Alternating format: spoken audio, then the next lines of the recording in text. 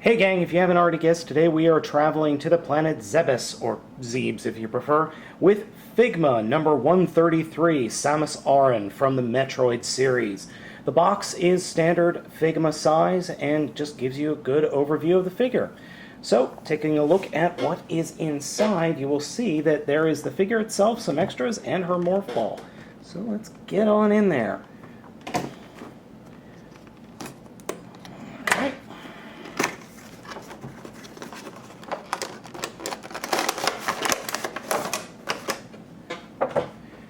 So, in typical Figma fashion, we have the figure, its accessories, and then what appears to be more accessories and a nice little stand there at the bottom, along with some directions. So let's get it fully unpackaged and take a look. Getting the figure out of the boxes, we're going to require the scissors again. There are only two pieces of tape on either side of the figure, and then it's just to remove everything from the plastic casing.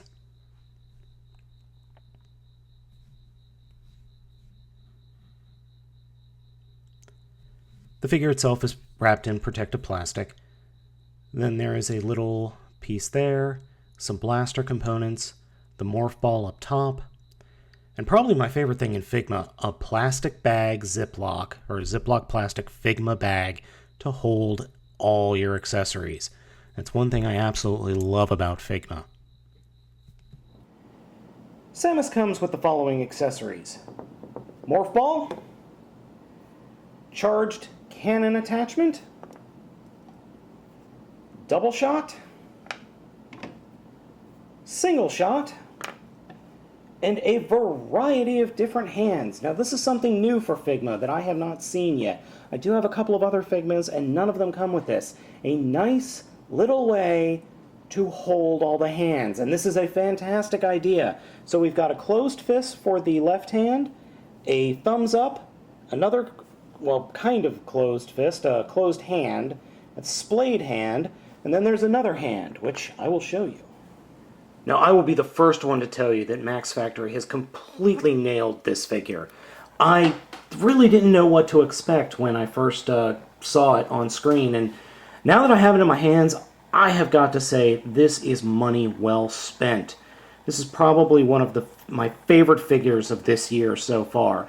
I am not a huge Metroid fan, but I've always loved the aesthetic and just been really interested in the Metroid games. I have played all of them, haven't beaten any of them because I suck at them. But this figure is just amazing looking. And with all the posability in this figure, you can really do some awesome stuff with it. So let's go ahead and see just how posable this figure is. Samus here has a lot of joints on her. I mean a lot. First off is the head. The head is actually on a double ball joint. And what I mean by that, there is a socket sitting inside the head that is a part of a ball joint, a limited ball joint. And then there's another ball, a big ball joint, right in her collar. Now, I have popped it off a couple of times just trying to move the head around, and you do have to be wary of that. Yep, I just did it again. So this is what I meant. The one ball joint is here, and then there's a second ball joint up above the neck. This is probably the only joint on the figure that I've been, actually, this is the only joint on the figure that I've been actually able to pop off. The arms are ball joint here in the body.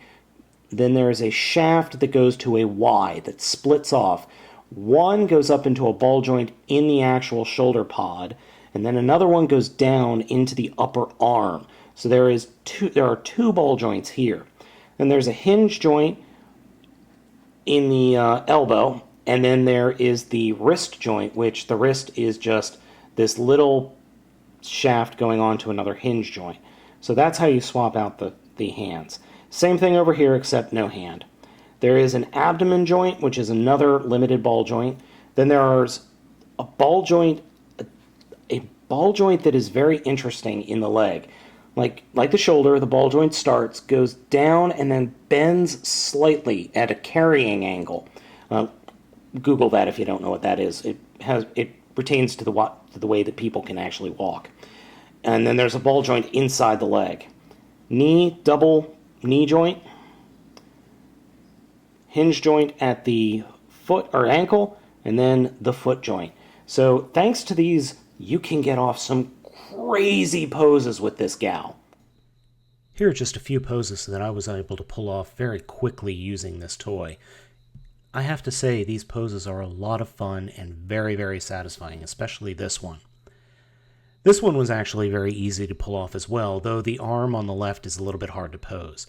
And here are some official pictures from Max Factory for the figure. Max Factory continues to impress. The level of detailing in this figure is top-notch. The paint is fantastic. The posability is great. Now, I have popped a couple of ball joints, but that's to be expected. The overall look of this figure is one of just top-shelf quality. If you are a fan of Metroid, if you're a fan of Nintendo, if you're a fan of Max Factory, you need to get this lady into your collection. And I think this last shot sums it up. This one is a winner. This figure was purchased at HobbyLink Japan.